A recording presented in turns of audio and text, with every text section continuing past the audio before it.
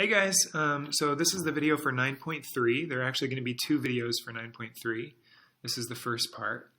And let's see, section 9.3 is how to evaluate trig functions of any angle.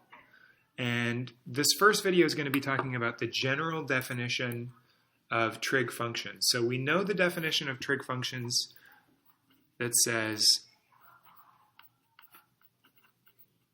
sine is opposite over hypotenuse, cosine is adjacent over hypotenuse, and tangent is opposite over adjacent. But these definitions only work in a right triangle, right? Because only right triangles have hypotenuses. Hypoteni? Anyway, so they only work for angles in standard position that are in the first quadrant. So here's my initial side, terminal side, there's theta. And by drawing from the terminal side straight down to the x-axis, I make my right triangle.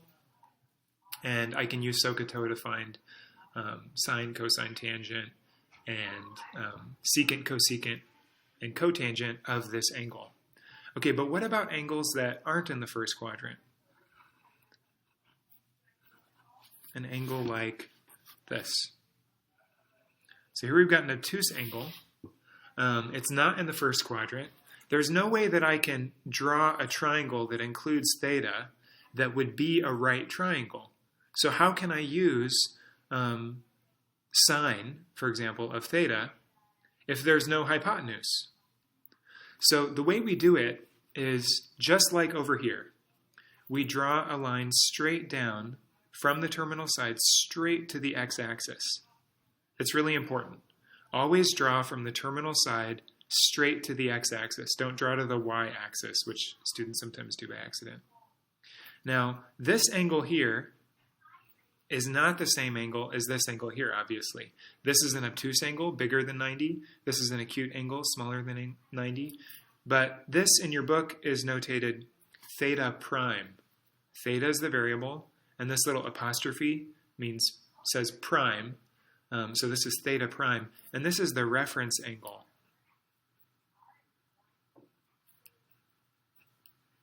The reference angle for theta. They're not the same angle, but this theta prime, this reference angle, is part of a right triangle. Let's think about what the sides of this right triangle would be. Let's see. If this is the point x comma y, oops. How tall is this side? Well, I know that I had to go up y, a distance of y along the y-axis to get there. So this side is y tall. What about this side? How big is this side? Well, I had to go a distance of x to get there. It just so happens x is a negative value in this quadrant, but we won't worry about that for now.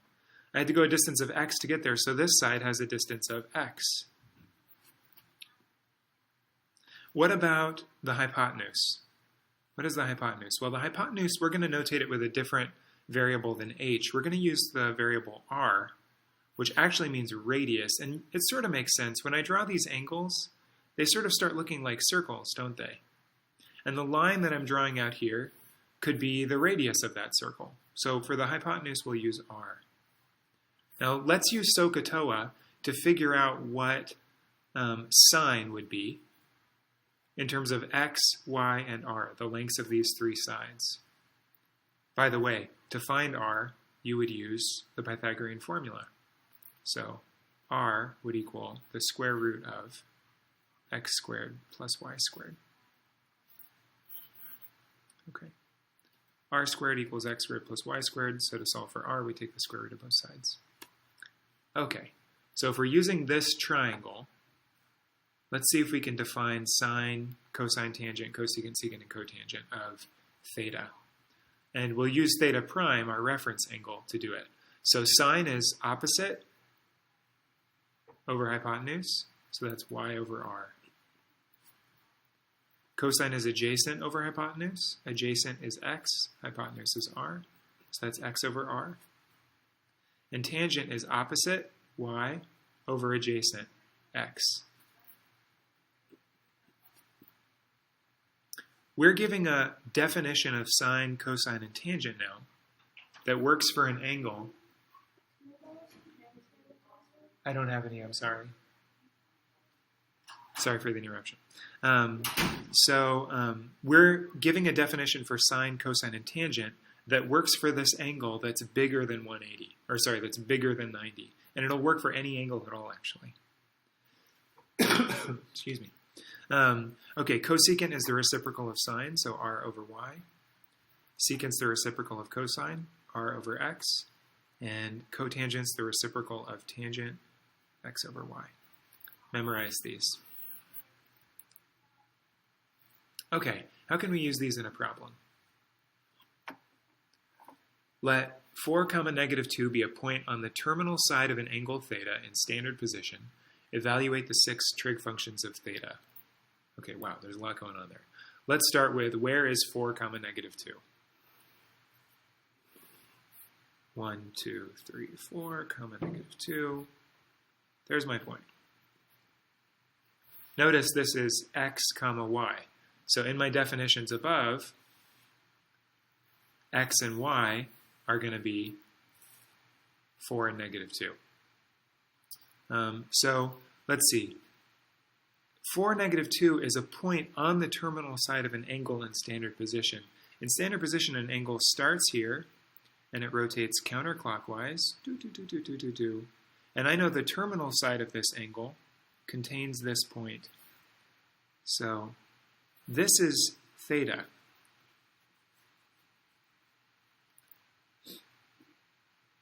Remember, I can always make a right triangle, even though theta can never be a part of a right triangle because it's a really huge angle. I can always make a right triangle by drawing from my terminal side straight to the x-axis. And so I'll do that right now. And I've made my convenient little right triangle, whose side lengths I know. This has a side length of 4, and this has a side length of 2, although keep in mind it's negative 2 in this case. Okay, how would I find the length of the hypotenuse, which we're calling r? How do I find r? I use this formula up here, the Pythagorean formula, solved for r. So r equals x squared plus y squared. So that's 16 plus 4, root 20. So let's see, simplifying the radical, I get 2 root 5. Okay, there's r. I know what x, y, and r are. So, I didn't leave myself a lot of room here. Grab a piece of paper. Let's find our 6 trig functions of theta. And we're referencing these formulas right here, which you can look at in your notes while we do this. Sine of theta for this problem will be y over r, negative 2 over 2 root 5. Okay, my 2's can cancel, so I end up with negative 1 over root 5. And of course, I can't leave a radical on the denominator, so I rationalize. Negative root 5 over 5. Cosine, you know what, while we've done sine, let's go ahead and do cosecant. It's reciprocal right now. I could take the reciprocal of this, but then I'd have a radical on the bottom. Instead, I'll look back to this step, which is the same. I'll take the reciprocal of that. Cosecant theta is negative root 5 over 1. And of course, I don't need to write over 1, so my answer is negative root 5 for cosecant. So here's sine, cosecant. Let's find cosine. X over r. Cosine is x over r. So 4 over 2 root 5. I can take a 2 out of the numerator and denominator. And again, I've got to rationalize. So I get 2 root 5 over 5 for cosine theta. All right, let's do secant now, the reciprocal of cosine.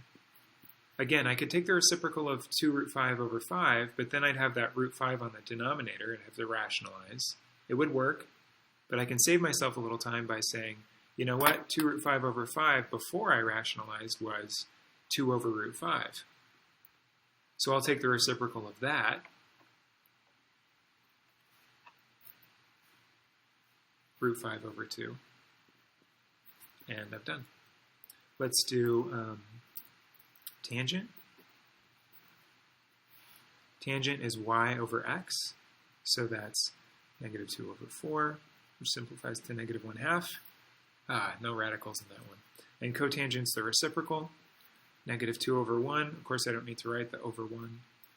And so here are my 6 trig functions of theta when theta is defined in terms of a point that's on the terminal side of the angle. All right. The last thing I want us to notice is ASTC. ASTC. Notice that when we use the definition that sine is y over r, cosine is x over r, tangent is y over x, and so on, when I use those definitions, sine and cosine can be actually negative values. So in this particular problem, tangent was negative and cotangent, and sine was negative and cosecant, but cosine and its reciprocal were positive.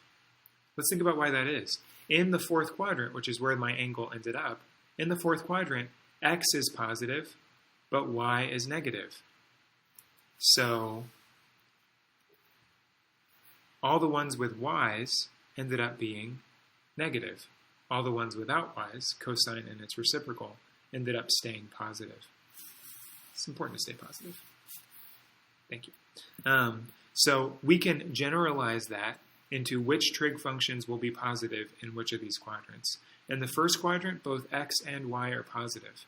X is positive, y is positive. And so all of the trig functions are positive, A. In the second quadrant, x is negative and y is positive.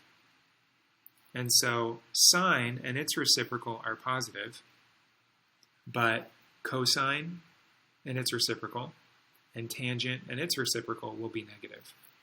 In the first quadrant, they're all positive. In the second quadrant, sine and its reciprocal, cosecant, are positive. In the third quadrant, tangent is positive because both y and x are negative. That's kind of weird, isn't it? If both y and x are negative, how could anything be positive? Well, look, tangent is y over x. A negative number over a negative number will be a positive number. And so tangent and its reciprocal will be positive in the third quadrant, but sine and its reciprocal and cosine and its reciprocal will be negative. All students take calculus is the acronym. All students take calculus. Some people say, all students try cheating, which I don't like as much because I hope that's not true. All students take calculus tells me which trig functions are positive in which quadrants.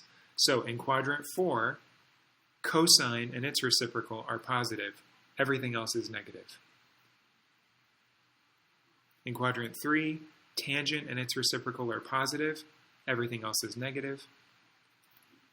In quadrant 2, sine and its reciprocal are positive. Everything else is negative. And in quadrant 1, everything's positive. Let's just look back at our example one more time. Which quadrant did theta end up being in this example? It ended up being in 1, 2, 3, the fourth quadrant, right? Quadrant 4. And notice in quadrant 4, only cosine and its reciprocal should be positive. And as we saw with our answers, cosine and its reciprocal were both positive numbers. Everything else was a negative number. All right, I'm going to stop the video now and we'll finish with the next video.